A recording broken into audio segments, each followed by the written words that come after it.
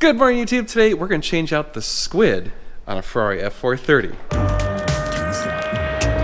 So are you recording all of the nefarious activities? If you're new to the channel, my name is Dan, and this is our dealership, NG Supercars, and this Ferrari F430 is for sale through our dealership. But before it goes to one of you, it needs to be fixed up a little bit. We have a transmission issue, and if you've seen the other videos, you know that we try to fix it, and we've had, well, zero success in fixing the transmission. We did fix some of the other issues, but we think the squid might be having some issues. So if you didn't know, the squid is the actuator, so it's the actual device that bolts onto the transmission. We'll show it to you in just a second, and it's got a bunch of hydraulic actuators in it that actually shift the shift fork, so they move it up and down and left and right, and basically it uses hydraulic pressure from the F1 pump.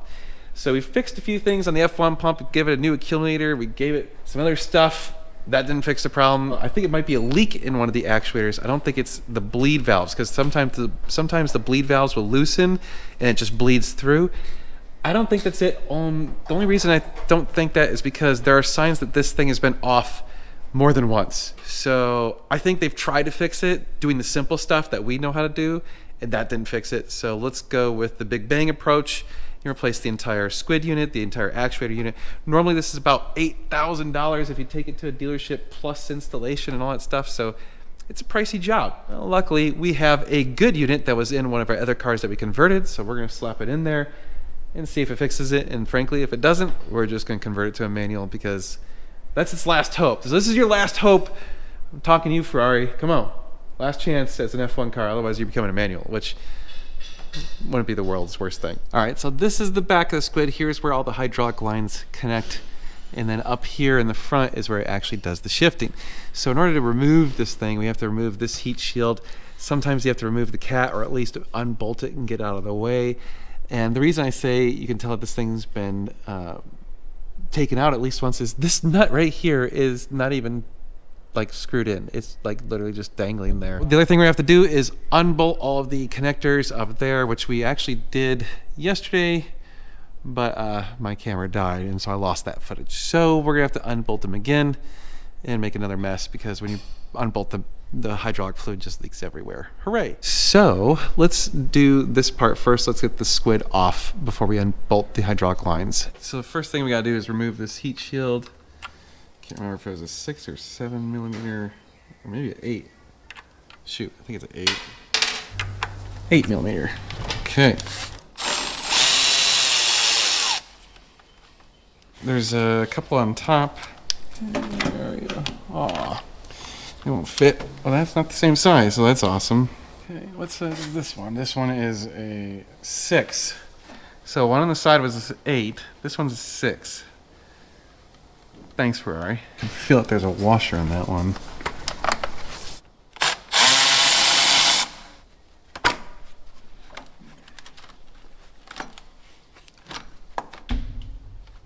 Washer on that side.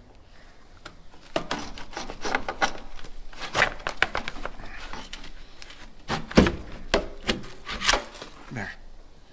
Okay, heat shield is out. We're gonna have to unbolt the little holder so that we can get the squid out, and we gotta unbolt the actual connections to the squid. It's gonna be a little tight since we're leaving the cat end. I think this is 10 millimeter. Okay, I know these are 13s, and then, yeah. All right, so we need 13s and a swivel 10. Huh. There. See, we need that so we can get the hose out of here once we have it all disconnected. 13s. We got this guy.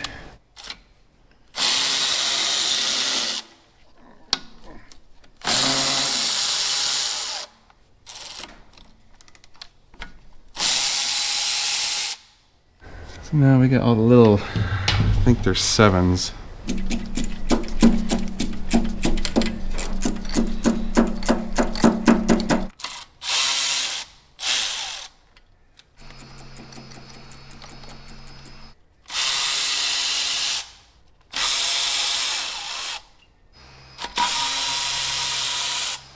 And they put a ton of goop on this thing.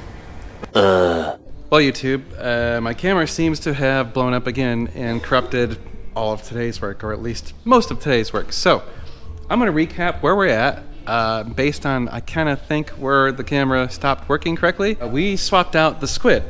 So the old Squid, we think, was having some issues. So right there is a new Squid, and I removed it, and I had to pull off all of the hydraulic lines from the solenoids, get that out of there, chucked it in the garbage, and put in the new one. And this one came out of one of the cars that we converted, and this one this is a brand new Squid, so it's actually in amazing condition. It's way better than the 33,000 mile one that was on this thing. So the Squid also had some like weird signs that they've been mucking with this thing a lot, so there's definitely some aftermarket sealant on it. One of the bolts wasn't even all the way tightened, and then the bleeder screws had silicone all around them.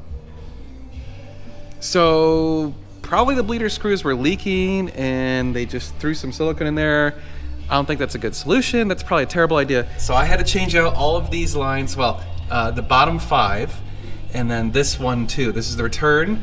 So these are all the new stuff. Now I want to note that it goes 1, 2, 3, 4, 5.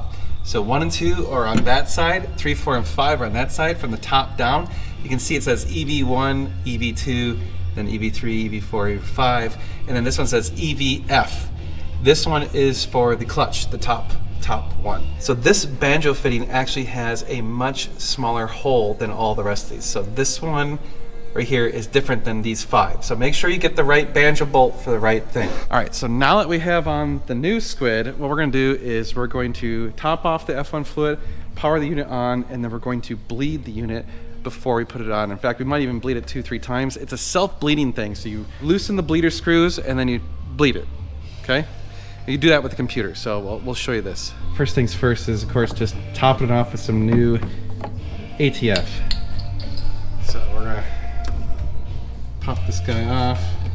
All right, so we hooked back up the Squid to the power connection, and I loosened the bleeder screw. So you just loosen these about a full turn. Now we can get back up into the car and run the launch. Okay, so we are going to do an actuator bleed.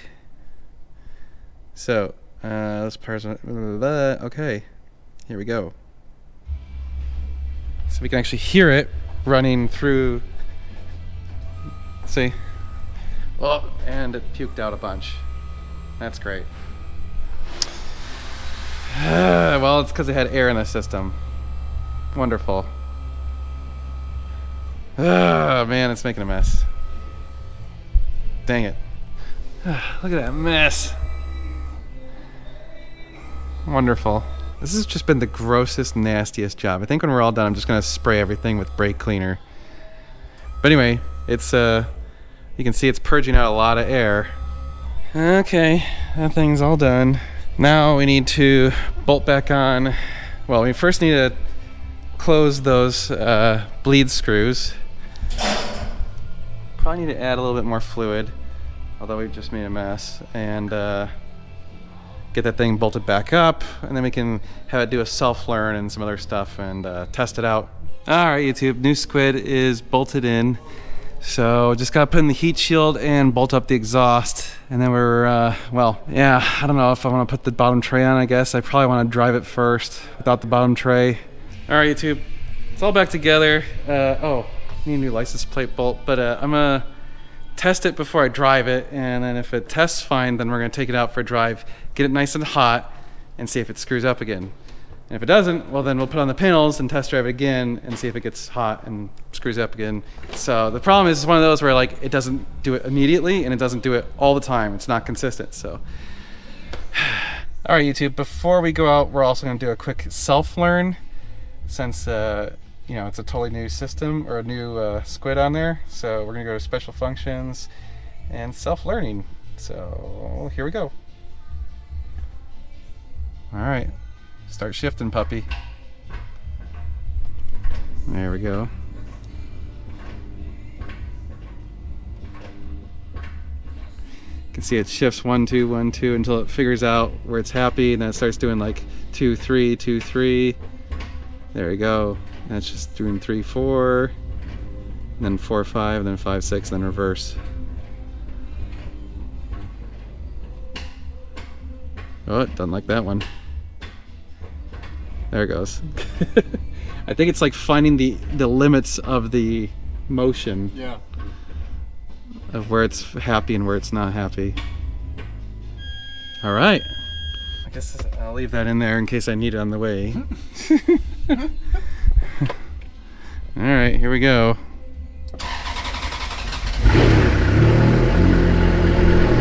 All right, that's good.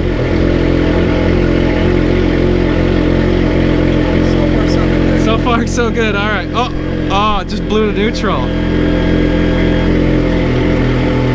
your doors open? Oh, my door's open. Yeah. I was like, man.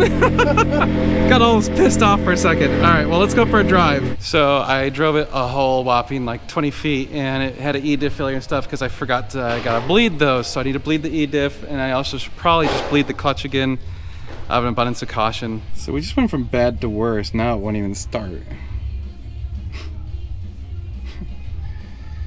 Oh my God, dude, this car is the death of me. Bosch immobilizer. Up the front, I'll disconnect the battery for a minute, and then you can reset it with the key. Yeah. All right, I just had to unlock it. Apparently the immobilizer reset or something. Sweet. Okay, we're off to a better start than last time. We actually made it to the end of our road. Okay, well, let's get it heated up and see if it blows up. Oh man, YouTube, this car. I'm telling you, this car's been just a pain in the ass. And literally 2 seconds after I turned it off, the E-diff light came back. God damn it. All right, YouTube, so I turned off the car, just basically did a reboot. And so far, the E-diff has not come back. I've been driving it pretty hard, shifted a lot. Of course, I just caught up to these guys, and so now I'm going slower. But I'm just shifting it up and down and up and down, just to try and, you know, see if I can get it to screw up again. It really had a hard time with fifth gear to fourth gear going on a downshift. So like this shift right here is where it'd screw up a lot. It's kind of weird. You can feel it like trying to go into gear, but it wouldn't like release the clutch. It was very weird. So we'll see if it does it. Just getting it warmed up now. It's just starting to get hot. Hopefully we can get a little bit more enthusiasm so that we can get it warmed up a little bit better. Well, E-diff came back. So I think maybe we need to bleed it a bunch more. Just bleed it. Just like a ton of bleeding. I bet it's got some gunk in it. So it's complaining about a solenoid pressure implausible something or other error. So we'll see. All right, well, good news, bad news. Good news, it didn't screw up shifting once. In fact, it just did fine the whole time. Bad news is the E-diff came back again. I shut it off, turned it back on, E-diff went away. And then it came back, but each time it's taking longer and longer, so I do feel like it's just got air in the system or some gunk in there. So I'm probably gonna let it cool down, put back on all the under trays and stuff, and then bleed it again once it's cool, because I don't want to burn the crap out of myself. But otherwise, I think it's happy. So I think it's fixed, but what I want to do is put back on the bottom panels and then drive it real hard again, because that'll keep in some of the heat. Well, YouTube, I'm confident enough that we fixed at least the shifting issue that I want to put back on the bottom panels. So it's time to do that. And then, like I said, we're gonna let it cool down, and then tomorrow we'll bleed the E-diff, and then we're just gonna drive the crap out of this thing just to make sure that it's 100% fine. But I feel like put the panels back on, because they'll retain some of the heat, because right now it doesn't have the panels and diffuser and stuff, so it's probably running a little bit cooler than it would typically. It definitely had issues when it was hot, not when it was cold. It always was fine when it was cold. So let's try all that, run it through, but I guess that's it for now. I can say we're 95% sure it's fixed. I feel pretty good about this one. So finally, oh my God, this car. Between this car and this camera, man, I was about ready to murder some stuff. I told Josh I wanted to put the camera in one of the flingers and shoot it like a skeet. Check out normalguyssupercar.com and NG Supercars. There you can buy parts and services and cars from us. We do appreciate your guys' support. We're gonna be doing a lot of cool car stuff, including more DIY stuff and working on Josh's car. So you're gonna wanna stay tuned. It's gonna be sweet.